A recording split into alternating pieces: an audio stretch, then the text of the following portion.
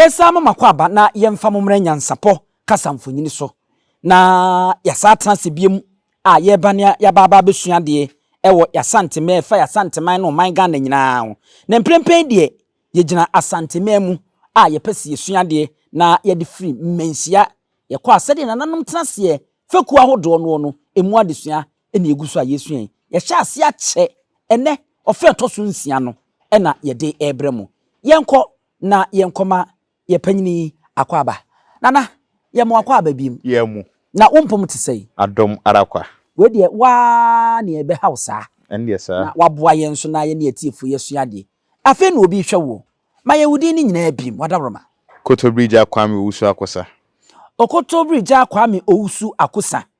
ananse owododo na otesoro wono ena na dawroma bosumi ebobosumi de yatwe no osu egugu awa ba opanyin ke bia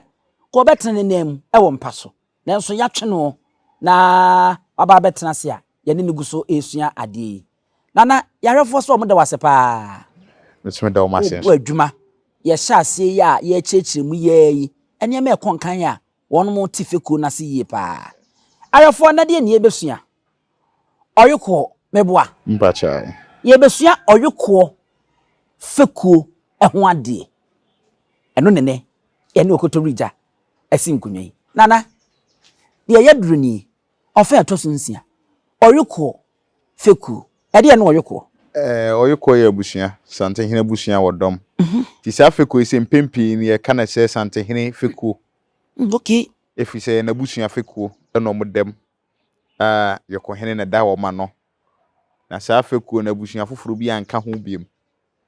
ayokofo bi krobi Asante kotoko hene ne nhyehyeyem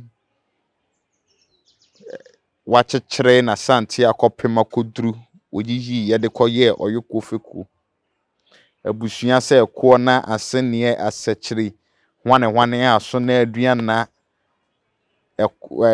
bretu obi ankasa Fekuo no ho ayo Oyokofo nko a ntina se sa Fekuo de ye beka se abusua baako abusua baako se okọ krobi so bi anso na ne ye Kumasi na ya Asante memu na meka se krobi Asante kotoko hene na abusua se ko ebia enfa nse mampon so wo ne bretu hene wo ho ye wo na ukokuma wu na aduan na hene wo ho okowi ya sene hene wo ho sa na Oyoko Asante hene hyehyeye mu no Oyoko otenase a ne nchempe se de a champim no nuanom tena ne nchempe se nifa so no oho no mutua ne pam ase Oyokofo Fekuo no ewo ohene ni sanifa so sa na Oyokofo na ye wo mu adakofo Oyokofo de sa wo mu adakofo chirem mame ti adakofo no eyotufo wo fanom omu sa Oyokofo no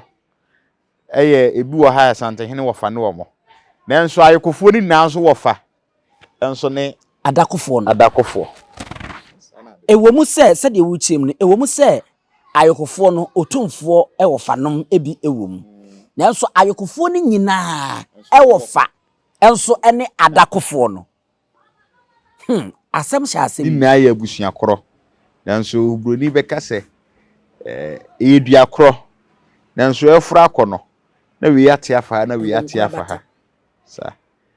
enti yenko Oyoko mame misa we obi beti akase se ne we de man ye misa kra se eba Oyoko Fekuo na de oye otitirani a otua no sanse Oyoko Fekuo na opemso mu opemso Fekuo na busua ena ye Fekuo nze ne we de ye misa bim eye opemso ne Fekuo hene mboa David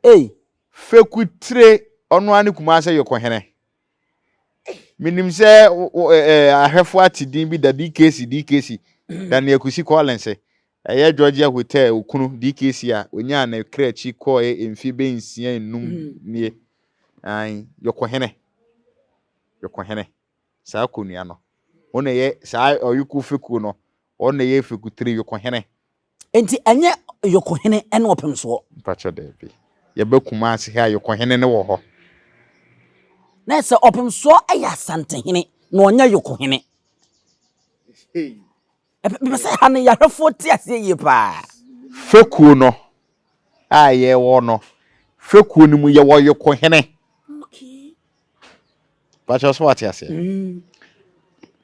ayesi ya ba Kumasi yo Kumasi hene wasa na wan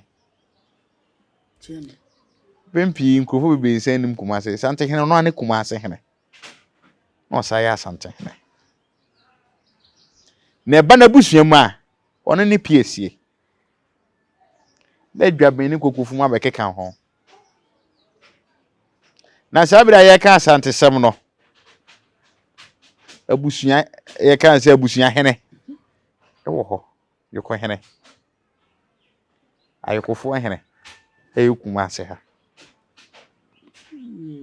sana adeneti okay sana sabeti Matias ye fede me gidi se mahwefo nso atias ye pa cause eho no na ya kire madwen nso se sia ne se de wasi akire mu no abusuan ene sono Fekuo no so ati adena se sana asamneti jo yenkwe enti Fekuo no Oyoko hene na himfie wudru Ashanti New Town bia ba akwa mo fo ha adwe park ne ehore ne di nhwe ne mu ehona Oyoko hene na himfie wo Kumasi Oyoko hene de otishi ye fere na de kum kusi ababio nana je kum kusi ababio okay ye wo Kenya ase hene kwa abiri Kenya ase Asante hene nua ketwa ono nso wo sa Fekuo ne mbe okay ye wo Oyoko breman hene Oyoko breman hene empempi nkrofo bebre te se Oyoko breman won ne se breman Kumasi kwantia breman he ya se breman ben mu ana enti ye wo Oyoko breman hene na hinkuro ne bampenase faade bampenase faade ye ohwesoma kotokwa hene bampenase nso so ehona na hinkunu wo ye wo Oyoko atutuye ona se bi ekusa bi eso nana kwabena nana kwabena bebrese okọ na kra chinchai wasum ye pa waye bi na woko ono na hemfie no se wonim den ya nkrofo ma no kopa o modan edan bi sinachi efitia hono ne Oyoko atutu ye hene na hemfie ebi mo kan se entoto ye hene Oyoko entoto ye hene ebi so kan se atutu ye hene na hemfie matadis bas matadis kra mo kan twi se basri ana basri ne de se presbyana aha ye wa ahenkuro ofenso ahenkuro hene okay ewo ho mamponten na saase ayeboafo mamponten kire wa kenten kurum obabesi ochechiri kuro kire wa kenten mamponten hema ne kuro mamponten yi mo frose mampon kwa ne so ye wo awiem hene wo ho ye wo otufo ewo fa pampa so hene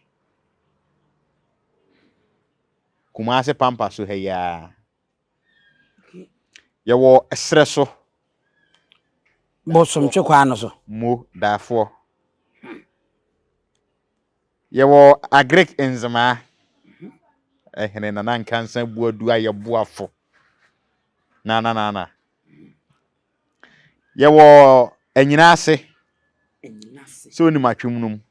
ai baby e ton na munin mo Dr. Caesar honom no Caesar ho na no kra no nche osai u se Dr. atwum mu nche abronsan bi wo ho na ye enyina ase hena hemfie e bakra nsa na sharp careful no wabas akọ yi ho no hu sa abrosan no okay ye wo wade adwumaka ase hene wade ayi kuri wo fa hen fa kra na bosore na no mesi me kwa wade adwumaka ase se ko fa duma na afọ yiye se kwan nye ekwan tenten kamenfa Kenya ase na miwura mu sore kura preko ekwan tie bia na yesa ye wa adumaka ase ene ye wo wade adumaka ase enti eye two separate towns and I say enkuro mienu a nemo enye din ba ko adumaka ase kase de se obampena ase bumfa kwan no so oko o trebum fa na kura to aso na adwuma kaase kese ene wo wa ade adwuma kaase okay ene wo akokofe aha akokofe hene ono ne adakoni adwase tek adwase o ya adakoni ntonso adakoni adakujaache o ya adakoni so ati adnase ansa na ye wo barekese asiakwa ono Oyoko ni obebusa sa dan ye wo asiakwa wo Eastern region na ahanso so ye wo asiakwa wa ha ene se atutu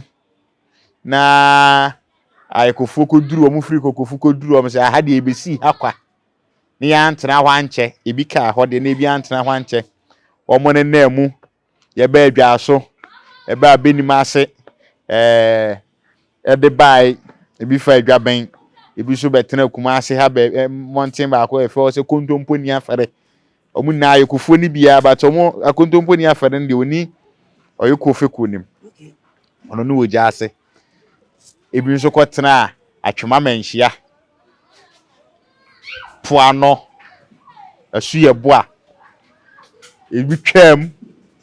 ene se omkoso eba sante hene kuma omkotena se barekese ho no no me se ye fresi akwa na aba yense sande ni da ti hanso so ye be friend barekese esi akwa ti sana ehonete mo why ade se wa kire ye ha no nso mo amaye hu to asomai enti se Fekuo na Oyokofo no Fekuo ni me eno na odi atodwai ma yensisi subiem na yenhwe se afa yewo Yoko hene ona Fekuo 3 ona abo ni din se na age kum ena yewo Kenya ase Kwabere Kenya ase yewo Oyoko breman ba mpana se Oyoko atutuye ahinkuro mamponten awiem otumfo wofa ono nye mebwa da bi pampa so na ye otufo pampa so otumfo wofa esre so agrek enzema enyina ase wade adumaka ase akokofe adwase ntonso adakwaja ache barekese esiakwa wenum yi ene wo mka bomu eme ye kase Oyoko abusua no nana eti Oyokofo nso dwumadie pa titiri ne sei na wani we etuem ha ye digyawo na me busua ni nedi sante hene ye kwakwa na me busua ni me matrafie madende ete me yi so mapaso ete ho tintina Asante kotokobu be so de hia nko anko adwane me ko bia mo bia hu se na busua ni kura ko bi na se bi eku se bi ko yi kwanche humre ofi ho pampro na wo de otifie da bi nana yedase nasia yedase arofo Oyoko anase Oyoko Fekuo ewo menhia enso ho adesua ene edi abai ofe to so nsia no aka se series we ye betwa kopim se ye bewie na ye hu baabia kila no ye beko akwa akukunu ti koso na fa wani edi akire aha NYANSAPO isane ne badwemba ekwan so subscribe share na like na fa adwen kire fato ase mam edi no eye bosomfo abusua pani owusu diumi adenti ne ebube ne brebe nse si ebube ebe ye de den kura preko enim sebe odwampopo bi esi kuro ni mu awase wadoresa tanyini wontena fie ema aseduamfo blani pie frimantam behin se pin enye nkwande wa na yesotro no wa ansa na odi asebe fita na anoma akodi ebrensi am wa wotua ne nsem mojabumo nim hu duanani wie klaman wo ye sofo kra wo nye yie bi tontonte ye no sa na ye fa NYANSAPO abone ntaka na mane yakese na ntakra abone die fanyinam kwatere kwa mada woro ma ntuma ye fe ni din de sei ni din de Obama